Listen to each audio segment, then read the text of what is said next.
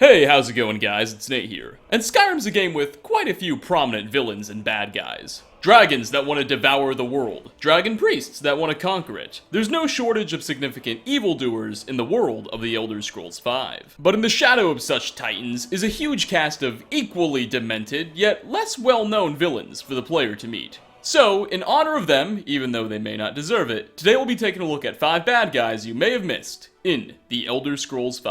Starting off, Kanaka is an elderly Nordic man that can be found in the Ratway Warrens. He dresses himself in full chef's attire, making him stick out quite a bit. The Ratway Warrens are a sanctuary for those in Skyrim that wouldn't function too well in normal society on their own. Former criminals, those suffering from insanity, and others, and Kanaka is no exception to this crowd.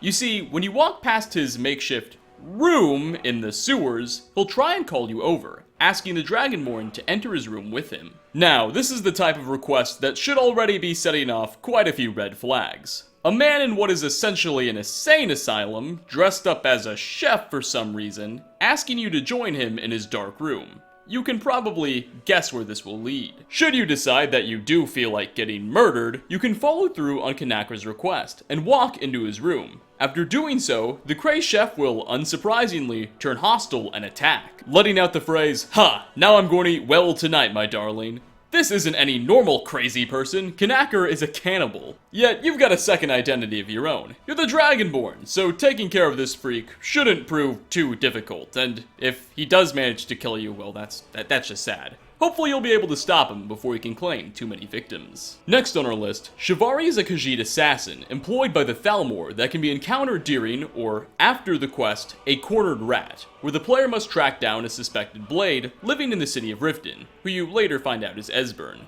Now, there's a couple things about Chiavari that make her quite unique. For one, she will only spawn in if during the quest, Diplomatic Immunity, in which you infiltrate a party at the Thalmor Embassy, the player decided to kill a man named Gisur, who, at face value, seemed to just be an average attendee of the party. But Gisur turns out to be an actual Thalmor spy, and if you don't kill him, then the Thalmor will never dispatch Chiavari, making this encounter impossible. Furthermore, this Maleficent Khajiit makes use of an interesting AI mechanic that not a whole lot of other NPCs in the game employ.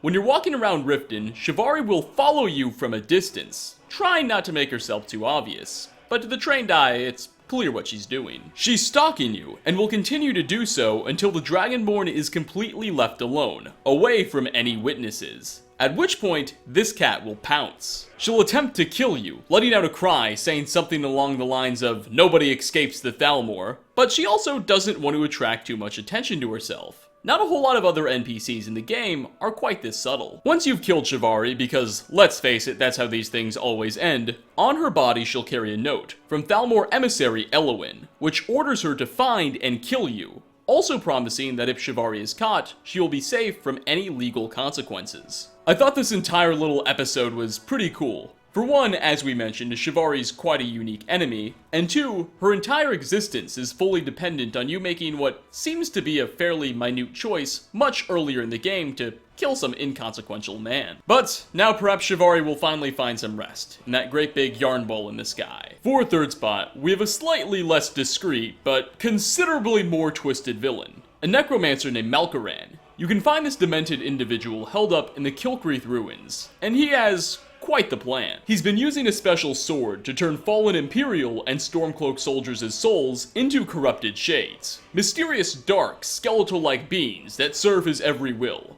Malkoran's building an army of enslaved spirits. Now, it's not made entirely clear why or what he intends to do with said army, but it's safe to assume it's probably not charity work. And the disturbing nature of his practices is only amplified when you consider that all of his victims are soldiers. People who were brave and courageous enough to die fighting for a cause they believed in life, now condemned by force to serve another after death. Of course, you can put these spirits to rest once and for all, but Malkoran himself will prove to be quite a powerful foe. And once you do finally kill him, his own soul will become a shade itself, that you'll also have to defeat. You essentially have to execute the same guy twice, but you do get a pretty cool sword out of it all, so that's nice. Hey, that rhymes! Our number 4 spot is a dark elf, simply named Butcher. It's unclear if that's his actual name that his parents gave him, in which case I'm cautiously jealous, or if that's a nickname earned through his not so honorable practices. You see, Butcher runs the operation at Crag's Lane Cavern, a small cave that plays host to various wolf fights, in which wolves essentially fight each other, and various gamblers can bet on them. Now, if sponsoring animal abuse isn't enough, Butcher also seems to be heavily involved in Skyrim's drug trade. He has a large supply of skooma and various ingredients scattered all throughout his den. Where the skooma is being distributed to isn't really clear. Perhaps it's fellow bandit tribes, maybe Ysolde of Whiterun, or maybe even some school children. Regardless, the real reason we're here is to save the wolves. They look so adorable, don't they? And finally, last on our list, we have a villain that's probably a bit more popular, but definitely deserved a mention due to his strange nature.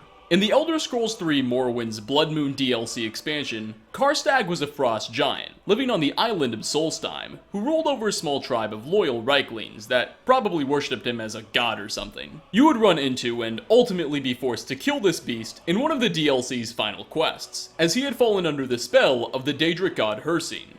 Well, in Skyrim's Dragonborn DLC, which takes you back to Solstheim, you can actually face off against this former foe one final time. Head over to the Glacial Cave, a small cavern on the island's northern shores, and you can find Stag's skull frozen into some ice, and even pick it up. Do so, and take it to the Castle Stag ruins, a similar frozen location just west of the Glacial Cave. Here is a great throne. Approach it, and you'll be able to place Stag's skull on it. Doing so will then awaken the spirit of Stag, which will immediately start attacking, because I guess guest right isn't really a thing anymore. Fighting against this ungracious spiritual host will prove to be one of the game's tougher battles, as the spectral being has an obscene amount of health and damage resistance, while at the same time, packs quite a punch himself. But if you're able to, once you've killed Stag, again, he'll fill 5 whole soul gems, so your efforts won't entirely be in vain. What I find so intriguing about this whole encounter is it's all one big Easter egg. There's no quest that demands you perform the ritual or even points you in the right direction. It's just something Bethesda left for players to discover on their own intuition. Also, in Blood Moon, Stag seemed to be a pretty chill guy until he got possessed by demons and all that stuff, so hopefully he's able to sleep easy now. But on that note, we're going to wrap up. Thanks for stopping by, everybody. Which of the villains on this list left the biggest impression on you? Which was the spookiest, or overall just most interesting to you? And what other villains do you know from Skyrim that really deserve some more mainstream spotlight? Leave a comment down below. As always, like ratings are very much appreciated, and again, thanks for watching, and I hope to catch you all in my next video. Peace out, everyone.